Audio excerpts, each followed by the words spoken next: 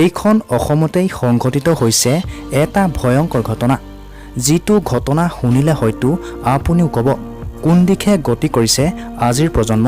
বিদ্যালয়ৰ একাংশ উদণ্ড ছাত্ৰৰ আক্ৰমণত আঘাতপ্ৰাপ্ত হয় এগৰাকী অন্তঃসত্ত্বা শিক্ষয়িত্ৰী। উল্লেখ্য যে বিদ্যালয়ত ছাত্ৰই অভদ্ৰামী কৰা সন্দৰ্ভত অভিভাৱকক অভিযোগ দিছিল শিক্ষয়িত্ৰীগৰাকীয়ে।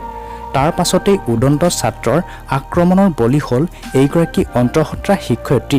মঙলবাৰে এই চাঞ্চল্যকৰ ঘটনা সংঘটিত হয় ডিব্ৰুগড় জিলাৰ মৰাণৰ জৱাহৰ নবোদয় বিদ্যালয়ত। জানিব পৰা মতে বিদ্যালয়খনৰ অংকুশ সিং নামৰ এজন ছাত্ৰৰ আচৰণৰ সন্দৰ্ভত অভিভাৱকক অভিযোগ দিছিল বিদ্যালয়খনৰে এগৰাকী শিক্ষয়িত্ৰীয়ে। ইয়াৰ পিছতে অংকুশ সিং নামৰ ছাত্ৰজনে আন কেইজনমান ছাত্ৰৰ লগ লাগি আক্ৰমণ কৰে শিক্ষয়িত্ৰীগৰাকীক। উদণ্ড ছাত্ৰৰ দলটোৱে শিক্ষয়িত্ৰীগৰাকীক আক্ৰমণ কৰাৰ ঘটনাই বৰ্তমান সৃষ্টি কৰিছে তীব্ৰ প্ৰতিক্ৰিয়াৰ। গতিকে বন্ধুসকল, আজিৰ প্ৰজন্মৰ মানসিকতাক লৈ আপোনালোকে বাৰু কি ক'ব?